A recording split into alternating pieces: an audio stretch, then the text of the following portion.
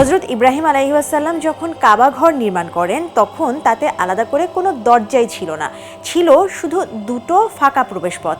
মানুষ পূর্ব দিক দিয়ে ঢুকতেন, পশ্চিম দিক দিয়ে বেরিয়ে যেতেন।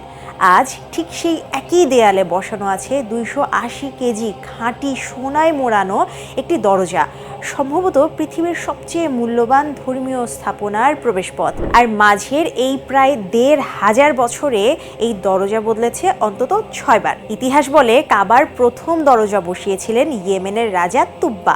4র্থ শতাব্দীর শেষ ভাগে কাঠের তৈরি সেই দরজার রক্ষণাবেক্ষণের দায়িত্ব ছিল জুরহুম গোত্রের নেতাদের হাতে। সেই দরজাই টিকেছিল ইসলাম পূর্ব যুগ পেরিয়ে ইসলামের প্রথম দিনগুলো পর্যন্ত।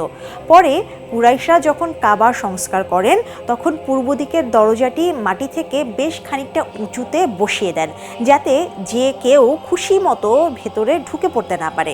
আর পশ্চিমের প্রবেশপথটি একেবারেই বন্ধ করে দেওয়া হয়। 684 খ্রিস্টাব্দে আবদুল্লাহ ইবনে আল জুবায়ের আবার কাবা সংস্কার করেন এবং দরজাটিও পরিবর্তন করেন। কিন্তু কাবার দরজার ইতিহাস শুধু কাঠ, রূপা কিংবা সোনার ইতিহাস নয়, এর সঙ্গে জড়িয়ে আছে এমন এক পরিবারের নাম যারা 1400 বছরেরও বেশি সময় ধরে রেখেছে এই দরজার চাবি, বনি সাইবা। মক্কা বিজয়ের দিন মহানবী হযরত মুহাম্মদ সাল্লাল্লাহু আলাইহি ওয়াসাল্লাম কাবার চাবি উসমান ইবনে তালহার কাছ থেকে নিয়ে নেন।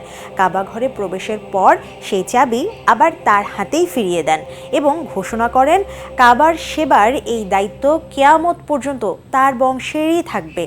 সেই থেকেই বনি সাইবা পরিবারের হাতে চলে আসে কাবার সাদানা, অর্থাৎ কাবার চাবি ও দেখভালের দায়িত্ব। এই পরিবারের কাছে চাবি মানে শুধু তালা খোলার ধাতব বস্তু নয়, এটি এক ঐতিহাসিক আমানত। বনি সাইবার যে ব্যক্তি সাদিন হন তার দায়িত্ব কাবার দরজা খোলা ও বন্ধ করা, কাবা ধোয়া ও সুগন্ধি দেয়ার আনুষ্ঠানিকতা, কিসওয়া পরিবর্তনের সঙ্গে সংশ্লিষ্ট কাজ এবং কাবার বিভিন্ন সেবামূলক দায়িত্বের সঙ্গে যুক্ত থাকা। প্রথা অনুযায়ী পরিবারের বয়োজ্যেষ্ঠ সদস্যের হাতে এই দায়িত্ব হস্তান্তর হয়। 2024 সালে শেখ আব্দুল ওহাব বিন জাইন আল আবিদিন আল শাইবি হন 78তম সাদিন। তার আগে ছিলেন শেখ সালেহ আল শাইবি। আর যে চাবি নিয়ে এত ইতিহাস, সেটিও খুব সাধারণ কোনো চাবি নয়। বর্তমান চাবিটি লোহার তৈরি, দৈর্ঘ্য প্রায় 35 সেন্টিমিটার। বিশেষভাবে তৈরি একটি ব্যাগে এটি সংরক্ষণ করা হয়। শতাব্দীর পর শতাব্দী ধরে চাবির বাহ্যিক নকশা বদলেছে, কোথাও দেখা গেছে ধাতব অলঙ্করণ, কোথাও ক্যালিগ্রাফি, কিন্তু বদলায়নি এর মালিকানা। কিন্তু দরজার ভাগ্য সত্যিকার অর্থে বদলে যায় প্রায় 1000 বছর পর 1630 সালে। 1629 সালের ভয়াবহ বন্যায় কাবার দেয়ালের অর্ধেক পর্যন্ত পানি উঠে গিয়েছিল। উত্তর দিকের দেয়াল ধসেই পড়ে। তখনকার ওসমান সাম্রাজ্যের সুলতান 4র্থ মুরাদ মিশরীয় প্রকৌশলীদের পাঠান সংস্কারে। নতুন দরজাতেও রাখা হয় পুরনো নকশার ছাপ।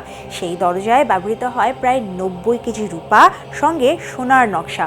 রূপা সোনায় তৈরি সেই দরজা টিকে যায় পরবর্তী প্রায় 300 বছর। এরপর 1947 সালে বাদশাহ আব্দুল আজিজের নির্দেশে বদলানো হয় 317 বছরের পুরনো সেই দরজা। অ্যালুমিনিয়াম ও লোহার কাঠামোর ওপর রূপা ও সোনার প্রলেপ দেয়া নতুন দরজা বসে, কিন্তু এরও মেয়াদ ফুরোয় 3 দশকের মধ্যেই।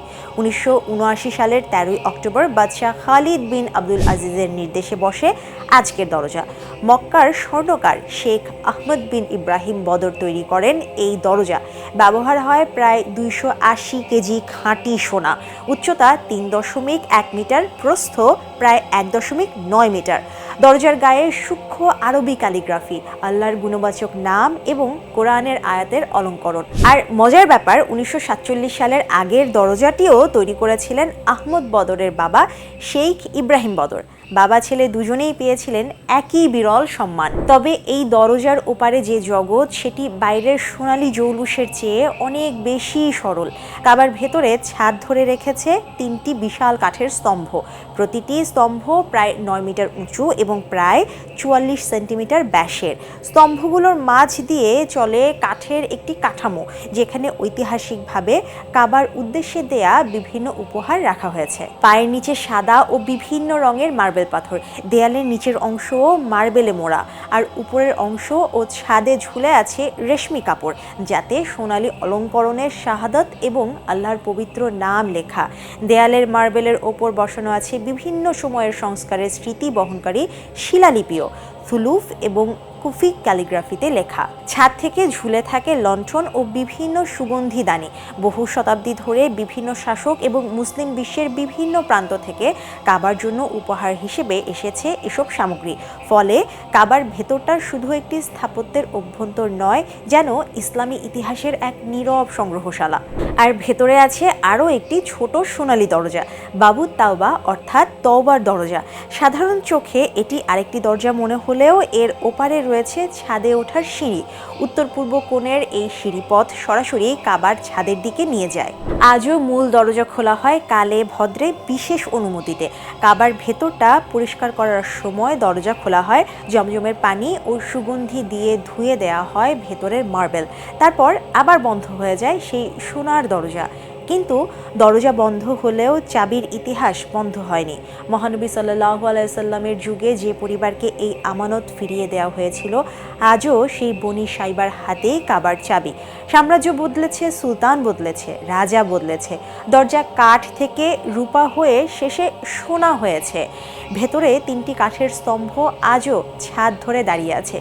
মার্বেলের দেয়ালে জমে আছে শতাব্দীর ক্যালিগ্রাফি, রেশমি কাপড়ে লেখা আছে পবিত্র নাম, আর একটি ছোট চাবি বিশেষ এক ব্যাগে প্রজন্ম থেকে প্রজন্মে বহন করে চলেছে এক পরিবারের ইতিহাস। তুব্বার কাঠের দরজা থেকে খালিদের সোনার দরজা, মাঝে বদলেছে সাম্রাজ্য, বদলেছে শাসক, বদলেছে যুগ। আজও পবিত্র কাবা শরীফকে এক নজর দেখতে কাবা প্রাঙ্গণে ইবাদতের উদ্দেশ্যে ধর্মপ্রাণ মুসল্লিরা ছুটে আসেন।